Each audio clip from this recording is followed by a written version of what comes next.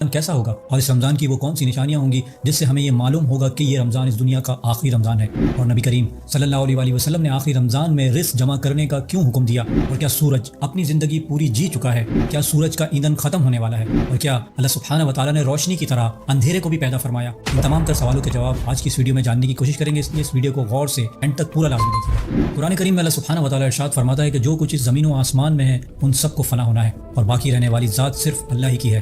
دوستو، موت اور قیامت کا قائم ہونا ایک ایسی تلخ حقیقت ہے جس کو دنیا سے محبت کرنے والا انسان کبھی تسلیم کرنا نہیں چاہتا، لیکن اللہ سبحانہ و تعالیٰ نے جس طرح اس کائنات کو پیدا فرمایا اسی طرح یہ کائنات فنا ہو کر ہی رہے گی، اور پھر ہر چیز اپنے انجام کو پہنچے گی، اور ہر انسان نے اپنے اپنے اعمال کا بدلہ قیامت کے دن لینا ہے۔ دوستو، نبی کریم صلی اللہ علیہ وآلہ وسلم نے قیامت کی بہت ساری نشانیوں کا ذکر فرمایا ہے، جس میں سے ایک قیامت سے پہلے آنے والا آخری رمضان ہے۔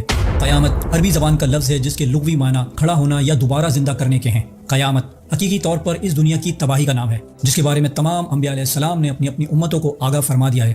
دوستو، اللہ سبحانہ و تعالیٰ نے ہمیں قرآن کریم میں اس بات سے خبردار کیا ہے کہ وہ وقت جب سورج کو لپیٹ دیا جائے گا اور وہ بے نور ہو جائے گا۔ اب دوستو، اس آیت مبارکہ کی روشنی میں دیکھیں تو آج کے سائنسدان ہمیں بتاتے ہیں کہ سورج کے اوپر جلنے والے مادے کی وجہ سے روشنی پیدا ہوتی ہے، اور اب سوال یہ پیدا ہوتا ہے کہ یہ مادہ یا ایندھن کب تک جلتا رہے گا؟ آخر یہ کبھی تو ختم ہوگا۔ اس ایندھن کے بارے میں سائنسدان یہ جواب دیتے ہیں کہ ہمارا یہ سورج 9000 ارب سال تک مسلسل جلنے کی صلاحیت رکھتا ہے، اور یہ اپنا آدھا ایندھن ختم کر چکا ہے، یعنی 4500 ارب سال گزر چکے ہیں۔ گویا سائنسدانوں کے مطابق قیامت آنے، سورج کے بے نور ہونے یعنی اسے لپیٹ دیے جانے میں ابھی بھی 4500 ارب سال کا وقت باقی ہے۔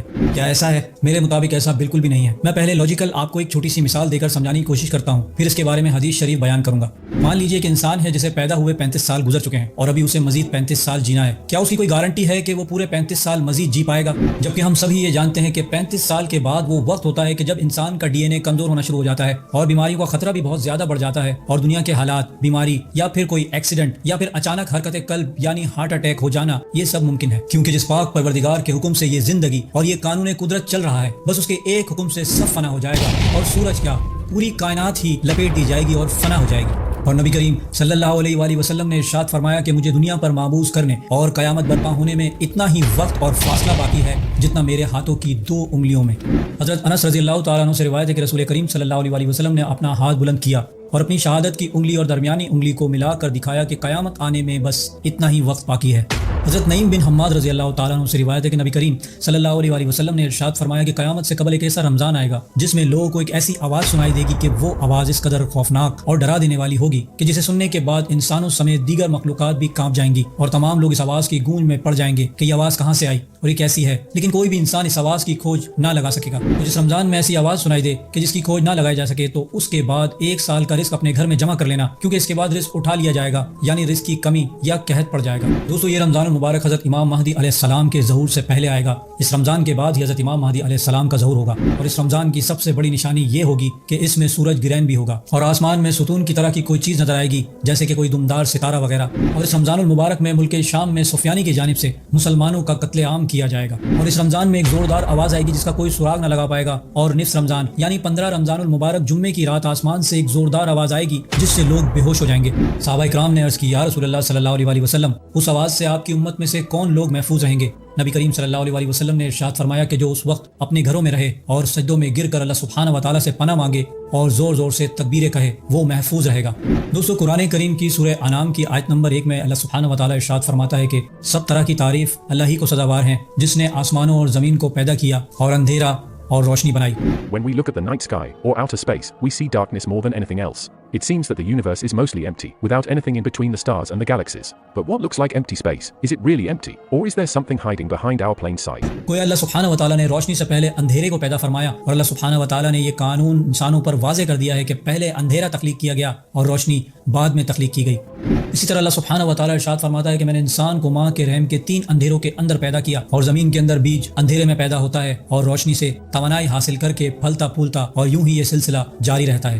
دوستو، جب نبی کریم صلی اللہ علیہ وسلم سے صحابہ کرام نے قیامت آنے کا وقت پوچھا تو اللہ سبحانہ و تعالیٰ کے حبیب صلی اللہ علیہ وسلم نے فرمایا کہ اس کا اصل اور صحیح وقت تو صرف اللہ سبحانہ و تعالیٰ کی ذات کو ہی ہے، لیکن میں تمہیں کچھ نشانیاں بتا دیتا ہوں کہ جن کے پورے ہونے کے بعد وقت بہت کم رہ جائے گا اور قیامت برپا کر دی جائے گی۔ دوستو، باحثیت مسلمان ہمیں قیامت اور روز محشر کے بارے میں ایمان رکھنا لازمی ہے، ورنہ اس کے بغیر ہمارا ایمان مکمل نہیں ہوتا۔ اور قیامت کی نشانیوں کو تو ہم انسان اپنی آنکھوں سے پورا ہوتا دیکھ بھی رہے ہیں اور بڑی حد تک قیامت کی نشانیاں پوری ہو بھی چکی ہیں. یہاں تک کہ اسلامی اسکالر کا تو یہ ماننا ہے کہ یہ ہی صدی دراصل قیامت کے برپا ہونے کی صدی ہے اور اب زیادہ وقت دور نہیں. اللہ سبحانہ و تعالیٰ سے دعا ہے کہ امت مسلمہ کی خیر فرمائے اور ہمیں نیک اعمال کرنے کی توفیق عطا فرمائے. آمین. دوستوں امید کرتا ہوں میری ویڈیو سے آپ کی معلومات میں اضافہ ہوگا اور کچھ نیا جاننے کو ملا ہوگا. اگر میری ویڈیو آپ کو اچھی لگی ہے تو میری ویڈیو کو لائک کریں, میرے چینل کو سبسکرائب کر لیجیے اور بیل آئیکن پہ بھی کلک کر دیں. میں ملوں گا آپ کو ایک ایسی انفارمیٹیو ویڈیو کے ساتھ. تب تک کے لیے اللہ حافظ. تو بتاؤ کرو گے نا سب کی ہیلپ؟ دیکھو ہیلپ صرف پیسہ نہیں ہوتا, گفٹس نہیں ہوتے, لگژری لائف نہیں ہوتی. الفاظ, اپنائیت, محبت, ساتھ, لائلٹی, سنسیریٹی, پاک صاف دل, یہ ساری چیزیں دے کر تم ایک مرے ہوئے انسان کو زندہ کر سکتے ہو, ایک ادھورے انسان کو پورا کر سکتے ہو. جن غموں میں تم انوالو رہے, جن پریشانیوں میں, جن آزمائشوں میں, جن گناہوں میں تم انوالو رہے اور اللہ نے تمہیں ان ساری چیزوں سے نکالا, بہت سارا ایکسپیرینس ہے. وہ ایکسپیرینس شیئر کر کے تم بہت سارے لوگوں کا بھلا کر سکتے ہو. تم یوز لیس نہیں ہو برو. میری بہن یہ سمجھنا چھوڑ دو کہ تم بھلا کسی کا کیا بھلا کرو گی. ارادہ تو کرو, قدم تو بڑھاؤ. صلاحیتیں اللہ تعالیٰ آسمان سے اتارے گا, دل اور دماغ اللہ کے قبضہ قدرت میں کھول دے گا وہ. ارادہ تو کرو. آج ارادہ کرو کہ 2-3 دن کے بعد سمجھ آنا شروع ہو جائے گا کہ بھائی کیسے کرنا ہے. گناہوں سے نکلو تو صحیح, پاک زندگی کی طرف قدم تو اٹھاؤ. 1-2 دن تو ایسے گزارو کہ جس میں اللہ کی کوئی نافرمانی نہ ہو, لوگوں کے ساتھ بھلائیاں ہو اور اپنی آخرت کی فکر میں اپنا ٹائم انویسٹ کیا جائے. دین دیکھو 3-4 دن کے بعد تم یہ فیل کرو گے کہ 2-3 دن تو میں نے کیا, اب مجھ سے خود ہی ہو رہا ہے. لوگوں کو آپ کی ضرورت ہے, لوگوں کو آپ کی اندر کی وہ اچھائیاں جو آپ کو اس لیے نظر نہیں آ رہی کیونکہ وہ اچھائیاں برائیوں کی وجہ سے دب چکی ہیں, ان اچھائیوں کی ضرورت ہے. انفیکٹ کہ آپ کو بھی ضرورت ہے. کون نہیں چاہتا کہ وہ ایک اچھی پاک صاف زندگی گزارے؟ میں یہ چاہتا ہوں, آپ یہ چاہتے ہو کہ پاک صاف ہو, کوئی گناہ نہ ہو, کوئی نافرمانی نہ ہو. بھائی یہ چاہت بڑی زبردست چاہت ہے. بس اس چاہت کو ایک شکل دینی ہے, تھوڑی سی محنت کرنی ہے اپنے آپ کو ایک اچھا سا انسان بنانے کے لیے. یہ زندگی دی ہی اسی لیے ہے کہ ہم اپنی برائیوں سے فائٹ کریں, دن بدن اچھا بننے کی کوششیں کریں اور اچھا بنتے چلے جائیں یہاں تک کہ ہمارا ظاہر بھی کلیئر ہو جائے, ہمارا انر بھی کلیئر ہو جائے, ہماری سوچ بھی صاف ہو جائے, ہمارا دل بھی کھل جائے اور ہماری آنکھیں صاف ہو جائیں, ہمارے کانوں کا سننا صاف ہو جائے, ہمارے ہاتھوں کا کرنا صاف ہو جائے.